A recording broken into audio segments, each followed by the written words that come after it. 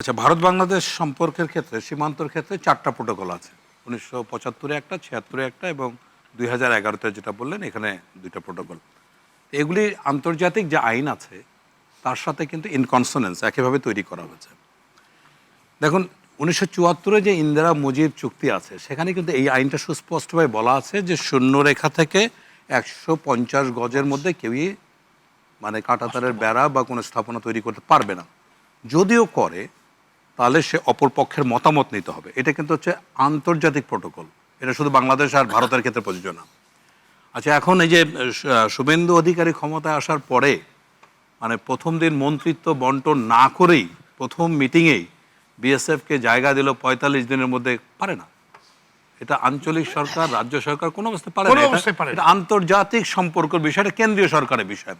আচ্ছা, সেখানে রণধীর জয়সওয়াল যেটা বললেন সে তো আন্তর্জাতিক মুখপাত্র, সে পররাষ্ট্র মন্ত্রণালয়, সে বলল নিরাপত্তা আমাদের প্রায়োরিটি আছে, তার মানে তাদের সম্মতি আছে। এখন কথা হলো যে প্রোটোকল যতই থাক না কেন, ইট ডিপেন্ডস যে কিভাবে এটা অ্যাপ্লিকেশন হবে।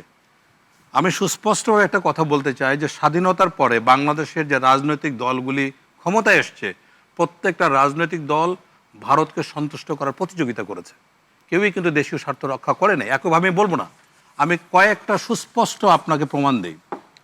আজ আপনি বলেন যে স্বাধীনতার পরে 1972-তে ইনল্যান্ড ওয়াটার ট্রিটি বাবদ বাংলাদেশকে লয়্যালটি বাবদ ৫ কোটি টাকা দেওয়ার একটা আইন হয়েছে।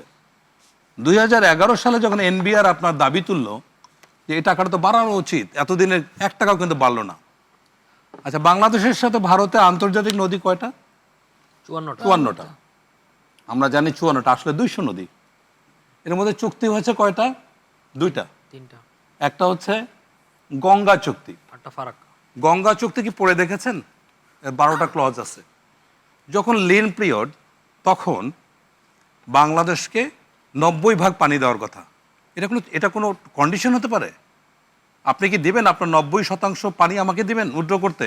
এবং আপনি হার্ডিঞ্জ ব্রিজ এলাকায় যখন পানিটা মাপবেন ঠিকই 90% পাবেন, কোনো সন্দেহ নেই। তাহলে 90% পানি দিয়ে আপনাকে সন্তুষ্ট করছে, কারণটা কি জানেন? এর মধ্যে একটা মহা অর্জন করেছে। আমাদের কিন্তু একমাত্র নদী হচ্ছে ফেনী নদী। ফেনী নদী আমাদের ফেনী থেকে ভারতের সাবরুমে প্রবেশ করেছে, রাইট? এই সাবরুমে গত আওয়ামী সরকার ১.৮২ কিউসেক পানি তোলার অনুমতি দিয়েছে। আমাদের কিন্তু একমাত্র নদী, চিন্তা করতে পারছেন? আচ্ছা, তাহলে এই 2টা নদীতে চুক্তি হলো, বাকি 52টা নদীর কোনো খবর নাই এবং এটা নিয়ে কথা বলার কোনো সুযোগ নাই। আপনি চিন্তা করুন, সারা পৃথিবীতে 260টা আন্তর্জাতিক নদী, তার মধ্যে 54টা নদী আমাদের। 54টা নদীর মধ্যে 2টা নদীর স্বাক্ষর হলো কি বৈষম্যমূলক চুক্তি। আগামী ডিসেম্বরে তো আপনার এই গঙ্গা চুক্তি নবায়নের সুযোগ আসছে। যদি একই টার্মস অ্যান্ড কন্ডিশনসের এই সরকার করে তাহলে ভারতের কাছে বিক্রি হওয়ার সমস্ত আলামত সুস্পষ্ট হবে। এখন বিষয় হলো, নবনির্বাচিত সরকার, বিএনপি সরকার আসার পরে আপনারা তো কিছুই দেখছেন না। এই যে সীমান্ত হত্যা, এটা তো tip of the iceberg. Bharat বাংলাদেশের যে কঠিন কঠিন সমস্যা আছে তার কিছুই শুরু হয়নি এখনো। এরপরে ১,১০,০০,০০০ লোককে পোষণ করার একটা প্রক্রিয়া তাদের আছে।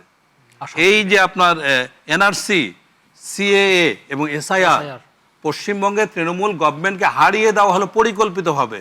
চিন্তা করতে পারেন যে ৯১ লক্ষ মুসলমান ভোটারকে পরিকল্পিতভাবে বিজেপি সরকার বাদ দিল এবং বিজেপি সরকার জিতেছে কত কত কত লক্ষ ভোটে? ২৯ লক্ষ ভোটে। কোনো জায়গায় ডিফারেন্স ৮০০, ওয়ারে যখন ৫,৮০০ আপনার মুসলমান ভোট বাদ পড়েছে। একইভাবে ৯১ লক্ষ হচ্ছে আপনার অসমে হচ্ছে ২১ লক্ষ।